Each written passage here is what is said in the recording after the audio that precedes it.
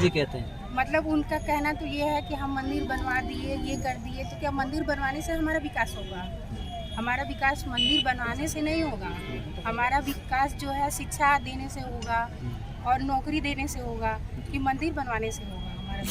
लोगों के भ्रम लगा हुआ है। इस समय उत्तर प्रदेश की जो राजनीति कह रही है, बहुजन समाज पार्टी का जनसलाब आपको देखकर महसूस हो रहा होगा कि ये महाकुंभ एक अच्छा रिजल्ट देगा। 10 तारीख को आपको पता चल जाएगा कि पूर्ण बहुमत की सरकार माननीय बहन जी की बनने जा रही है और हम लोग भारत के संविधान के तहत और माननीय बहन जी के आदेशा और निर्देश पर संगठन में काम कर रहे हैं और संगठन में अपने कार्य के बलबूते हम जानते हैं माननीय बहन जी को 5वीं बार इसे प्रदेश के मुख्यमंत्री बनाकर ही दम लेंगे। आप ये पूरा नीला नीला होकर के आए हो, नीला नीला जो आप होकर के आए हो, ये यहीं रहते हो या हर जगह नीला होकर के जाते हो? इसका मकसद क्या है आपका? मैं बनारस में हूँ और जब कभी बहन जी की रैली होती है तो मैं एक कुर्ता पजामा पहन के जाता हूँ। योगी जी ने आपको देख लिया तो वो तो चाहते कि भगवा में होना चाहिए। योगी जी के अपने विचार हैं, हमारे अपने विचार हैं। स्वतंत्र भारत में हमारा भारतीय संविधान सबको अपनी बराबरी का हक देता है, किसी को डरने की कोई बात नहीं। आप कहते हो बराबरी का हक देता है, लेकिन योगी जी तो कहते हैं कि मैं टोपी नहीं पहनूंगा और मुसलमान इस देश में जो है मुसलमानों से खतरा है। योगी जी का अनुसरण करना तो बिल्कुल इतिहास मिट जाएगा। शादी नहीं करना है, घर से निकल जाना है, तो ऐसा तो कोई कर नहीं सकता। तो जो यहाँ पे योगी जी हैं वो कहते हैं कि जो हिंदू मुसलमान का जो चुनाव है, उन्होंने कहा कि जो चुनाव है मीडिया ने भी दिखाया अखिलेश यादव के गठबंधन और भाजपा के बीच में है, वो तो बहन जी को कहीं दिखा नहीं रहे थे। योगी जी की बहुत छोटी सोच है। योगी जी ताजमहल जो कि हमारे विश्व की धरोहर है उसको तो राम महल का नाम देते हैं। योगी जी की बात में कोई दम नहीं है।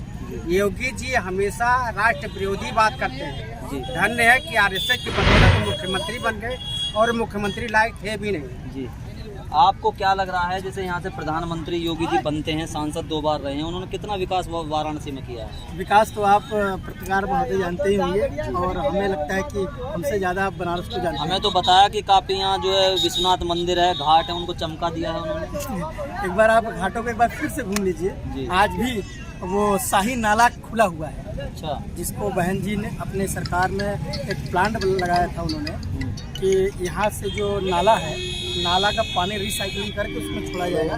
लेकिन जब बसपा की सरकार गई तो प्लांट को बंद कर दिया गया और वो गंदा नाला आज भी आप हमारे साथ चलिए पत्रकार महोदय, मैं आपको दिखाऊंगा उस जगह से घूमना अभी ऐसा लगेगा कि हम किस नरक में आ गए। और आज भी गंदा पानी इतना बहता है कि वहाँ पे क्या कहते हैं आचरण करना भी दुभर हो गया। एक गाना चल रहा है कि हम राम को लाए हैं भगवा फहराएंगे, तो राम क्या उनसे पहले नहीं थे बीजेपी सरकार? भगवान राम को कोई लाया है? राम को तो दशरथ जी लाए थे, ऋषि मुनियों ने अपने तप से लाया था और वो मंदिर वहाँ था, अनादिकाल से रहा है। हम उस पर नहीं जाना चाहते क्योंकि ये आस्था का विषय है, उनकी आस्था को नहीं, आस्था का विषय है, लेकिन आस्था का विषय तो यही लाते हैं योगी जी और मोदी जी। हम और आप तो कहने हम लोगों की भी आस्था है। ये बनारस की धरती है, बुद्ध की धरती है। सारनाथ जी को घूम के देख लीजिए। नहीं, आपने सारनाथ का नाम नहीं लिया। योगी जी और मोदी जी जब वहाँ जाते हैं भूटान, नेपाल, तिब्बत, वो कहते हैं मैं बुद्ध की भगवान बुद्ध की याद आती है। तो सारनाथ के लिए क्या विकास किया उन्होंने? कुछ नहीं, कुछ भी विकास नहीं किया। आज भी सफाई व्यवस्था वहाँ ध्वस्त है। आज भी वहाँ पे जो टूटे हुए स्मारक है उसकी मरम्मत और देखभाल के लिए कोई लगाया नहीं गया है। आज भी वहाँ बड़ा दयनीय स्थिति है। तो फिर इसका मतलब जो वो बुद्ध की वहाँ मूर्ति लेते हैं। और एक तरफ और सर बताना चाहेंगे कि यहाँ पे कबीरदास जी का भी एक जन्मस्थली है, लेकिन वो कबीरदास जी का नाम नहीं लेते क्योंकि वो उनका नाम लेते हैं जिनसे उनको वोट लेना है। ये कबीरदास जी के साथ साथ संत रविदास जी की भी भूमि है, उनका नाम नहीं लेते हैं। लेकिन रविदास जयंती पे ये कहते हैं कि हम रविदास जी के बहुत सच्चे भक्त हैं। लेकिन रविदास भक्तों के ऊपर जब आरक्षण को ख़त्म करने की बात होती है और दलित शोषण होता है, उनको मारा जाता है, पीटा जाता है, तब ये कहते हैं उनको न मारो, मुझे मारो। एक प्रधानमंत्री जी ऐसे शब्द कहते हैं जिनको मात्र एक कलम चलाने की ज़रूरत है, लेकिन कहते हैं दलितों को मत मारो, हमें मारो। क्या आपको लगता है कोई उनको मार सकता है? खाली वो आदेश दे दें तो शायद ये समस्या दूर हो जाए। आपने आरक्षण की बात किया। बहुजन समाज पार्टी के कुछ नेता हैं जो अखिलेश यादव जी के पाले में गए हैं, वो कहते हैं कि अखिलेश यादव जी संविधान की रक्षा करेंगे, आरक्षण की रक्षा करेंगे। अखिलेश जी की अगर बात हम करें ना, तो मुझे लगता है कि जो लोग वहाँ गए हैं वो अभी संविधान को जानते नहीं हैं, उनके हकों को कैसे उन्होंने काटा है, उनके अधिकारों को कैसे काटा है। संत रविदास नगर को बहन जी ने संत रविदास नगर बनाया था भदोही को, ये आपके क्या कहते हैं अखिलेश जी वो नाम बदल देते हैं और हम कहते हैं दलित के बहुत बड़े शुभचिंतक हैं। आरक्षण को वो ख़त्म करते हैं, पदोन्नति में वो ख़त्म करते हैं और कहते हैं हम बहुत मानते हैं।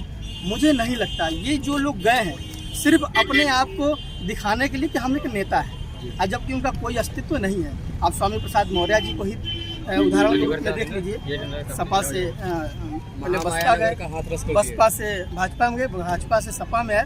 आज स्थिति यह है कि लोग दौड़ा दौड़ा कर उन्हें काले झंडे दिखा रहे हैं। ये स्थितियाँ बनी हुई हैं और तमाम ऐसे हम किसी के बारे में कोई टिप्पणी करना मुझे नहीं लगता है कुछ ठीक है। लेकिन बहुजन समाज पार्टी का ये जो जनसभा देखा आपने, ये एक महाकुंभ है, बहुजन महाकुंभ। ये आपको एहसास हो रहा होगा। मोदी जी कह रहे हैं कि हम किसानों की आय दोगुनी करेंगे। किसानों की आय कैसे दूंगी? तो मोदी जी सब छिलने पर वो लगे कह रहे हैं कि 2,000 रुपये उनके खाते में दे रहे हैं। रमेश जी 2000 जो दे रहे हैं राशन पानी है, ये तो सही दे ही नहीं पा रहे हैं। और MSP का जो स्थिति है आप देख ही रहे हैं। आप यहाँ आई हो, आज नीली साड़ी पहन के आई हो, आपने बहन जी को सुना? क्या कहा बहन जी ने आज? बहन जी ने यही हम लोगों को आश्वासन दिया है कि और लोगों को कहा भी है कि जो हमारे लोग होते हैं जो इधर उधर भटक जाते हैं, हमारा मतलब हमारा ये मानना है कि अगर हम लोग इतना छोड़ दें तो लोग हमें खरीदना छोड़ दें। अगर डटे हुए हैं कि नहीं हमारा वोट कहाँ जाएगा तो हमको कोई खरीद नहीं सकता है। तो आपको लग रहा है कि अब जो लोग बिक नहीं रहे हैं, लोग समझदार हो गए हैं? समझदार हो जाना चाहिए। अगर अभी भी नहीं समझदार होंगे तो फिर आगे कैसे कल्याण होगा। जी, योगी जी कहते हैं कि जो उत्तर प्रदेश है तभी सुरक्षित रह पाएगा जब हिंदुत्व सुरक्षित रहेगा। हिंदुत्व सुरक्षित रहेगा तभी सुरक्षित रह सकता है। योगी जी कहते हैं मतलब उनका कहना तो ये है कि हम मंदिर बनवा दिए, ये कर दिए, तो क्या मंदिर बनवाने से हमारा विकास होगा? हमारा विकास मंदिर बनवाने से नहीं होगा। हमारा विकास जो है शिक्षा देने से होगा और नौकरी देने से होगा कि मंदिर बनवाने से होगा हमारा विकास। तो शिक्षा योगी जी नहीं दी आपको सबको? कहाँ नौकरी दे रहे हैं? नहीं, हमको तो संविधान के माध्यम से मिलता है, बाबा साहब ने व्यवस्था दी है। अगर कोई भर्ती निकालते भी हैं तो वो एक भर्ती की प्रक्रिया होती है कि वो कोर्ट में भी जाएगा, वो भी फंसा रहेगा। आप बुढ़िया स्कूल जाती हो? पढ़ाई होती है स्कूल में? वजीफा मिलता है? नहीं मिलता। अच्छा, तो आपको लग रहा है कि सर जो भारतीय जनता पार्टी है वो उसके जो नेता अमित शाह वो ये कहते हैं कि जो है हम 300 के पार जाएंगे, मीडिया भी ये दिखा रहा है, तो आपको इसमें क्या कहना है? जुमला 300 में जुमला है। अपने लोगों के भ्रम में डाल रहे हैं। इस समय उत्तर प्रदेश की जो राजनीति कह रही है, बहुजन समाज पार्टी का जनसलाब आपको देखकर महसूस हो रहा होगा कि ये महाकुंभ एक अच्छा रिजल्ट देगा। 10 तारीख को आपको पता चल जाएगा कि पूर्ण बहुमत की सरकार माननीय बहन जी की बनने जा रही है और हम लोग भारत के संविधान के तहत और माननीय बहन जी के आदेश और निर्देश पर संगठन में काम कर रहे हैं और संगठन में अपने कार्य के बलबूते हम जानते हैं माननीय बहन जी को 5वीं बार इस प्रदेश के मुख्यमंत्री बनाकर ही दम लेंगे। अगर आपने अभी तक हमारा चैनल सब्सक्राइब नहीं किया है तो सब्सक्राइब करें और घंटी का बटन बिल्कुल भी दबाना ना भूलें ताकि सभी लेटेस्ट खबरें पहुंच सकें आप पे सबसे पहले।